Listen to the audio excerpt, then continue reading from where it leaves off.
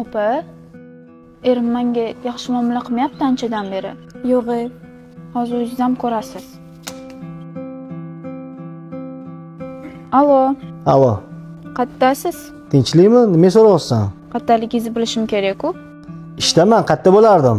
Nechida chiqasiz ishdan? G'alatiroqmisan? Har doim nechida chiqardim ishdan? Opamnikidamanman, olib ketarsiz.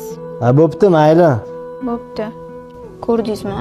Sinem, erga bunaqa muomala qilinmaydi. Bunaqa savollar ham berilmaydi. Unda nima deyishim kerak? Qaddalilarni, nima qilayotganliklarini bilishim kerak-ku. Hozir ko'rasan, qarab tur.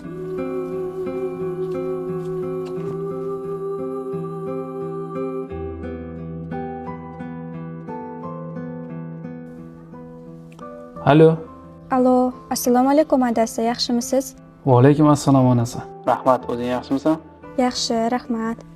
Ishda bo'lsangiz kerak, ko'p vaqtingizni olmayman. Bitta ish qilyotgandim, lekin unaqa muhim emas. Soat nechiga ovqatingiz tayyor bo'lsin? Siz kelishingizga suzib qo'yaman. Soat 7 tayyor qilib qo'yaver, orada shomga kirib chiqaman-da. Xo'p, bo'ladi. Imkoningiz bo'lsa, vaqtliroq keling. Biz sizni kutamiz. Bo'ldi, xo'p, harakat qilaman. Xo'p, mayli adasi. Ko'rdingmi? Erga to'g'ri savol berishni o'rganish kerak. U bizani o'rtog'imiz emas, erimiz. O'rtog'ingga, opangga, ukangga, "Ha, qayerdasan?" deyishing mumkin, lekin erkakka emas.